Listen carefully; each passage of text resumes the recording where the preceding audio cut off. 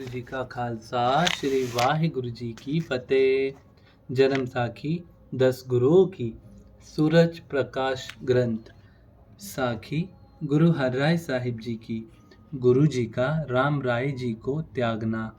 जब यह बात दिल्ली के दरबारी सिखों ने सुनी तो उन्होंने तत्काल ही सारी वार्ता लिखकर एक सिख के हाथ गुरु जी के पास किरतपुर भेज दी।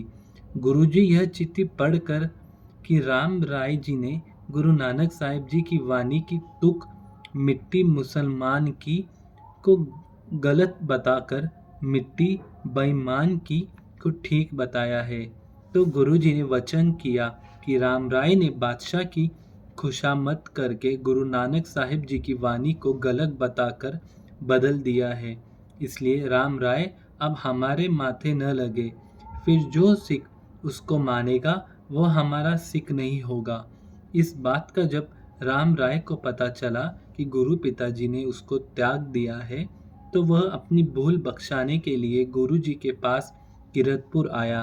परंतु गुरु जी ने कहा कि तुमने तुर्क की झूठी खुशामद की है, हम तेरा मुंह देखना नहीं चाहते, तू जहां से आया है वही चले जा। यह उत्तर सुनकर रामराय जी वापस दिल्ली चले गए और बादशाह को जाकर बताया कि मेरे पिताजी ने मुझे तुम्हारे पास रहने के कारण त्याग दिया है, इसलिए आप मेरी सहायता करो। बादशाह ने कहा, जिस जगह चाहो मैं तुम्हें रहने के लिए घर बार तैयार करवा देता हूँ। करामाती होने के कारण रामराय जी ने पहाड़ों में एक जगह प्रसिद्ध करके बताई। यहाँ औरंगजेब ने उसके रहने के लिए बहुत सुंदर मकान बनवा दिया और गुजारे के लिए जागीर दे दी। यह स्थान पहाड़ों में होने के कारण रामराय जी का देहरादून प्रसिद्ध शहर है। धन गुरु नानक। गुरु जी ने जंगल प्रदेश को जाना। जंगल प्रदेश मालवे की संगत की प्रार्थना को स्वीकार करके गुरु जी किरतपुर से चलकर करतारपुर के रास्ते मालवे प्रदेश को गए। मालवे के सिखों ने गुरुजी की बहुत सेवा की। जिस जगह भी गुरुजी गए वहीं पर बहुत भारी दीवान लगा जाता। कथा कीर्तन से नर नारी की भीड़ हो जाती। एक गांव के सिख आकर प्रेम से गुरुजी को अपने गांव ले जाते और फिर दूसरे गांव। इस प्रकार ही जब आपजी भाई रुपेक और कांगत आदि गांवों में ही विचरते हुए सिखों की मनोकामना पूरी करते हुए महाराज गांव आए, तो महाराजों ने आपजी की बहुत सेवा की। यह महाराज लोग सिरकी बंद का काम करते थे। महाराज गांव में दूसरे निवासी कोढ़ थे। वे इन महाराजों को अच्छा नहीं समझते थे और उनकी औरतों को कुएं पर पानी भरने के लिए आई को मजाक करते रहते थे।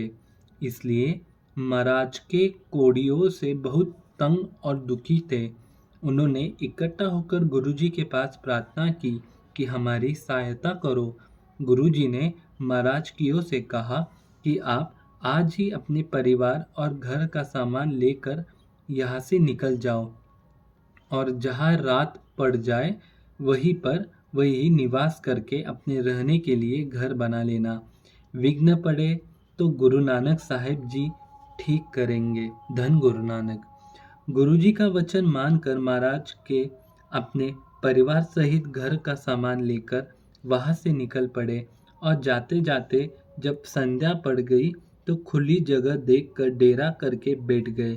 इस जमीन के मालिक चौधरी जेठ को जब यह इनके निवास करने की खबर हुई तो उसने इनको यहाँ से चले जाने के लिए कहा, परंतु महाराज को के मुख काले ने कहा, हम यहाँ गुरुजी के हुक्म से गुजारा करने आए हैं, आपकी जमीन लेने नहीं आए।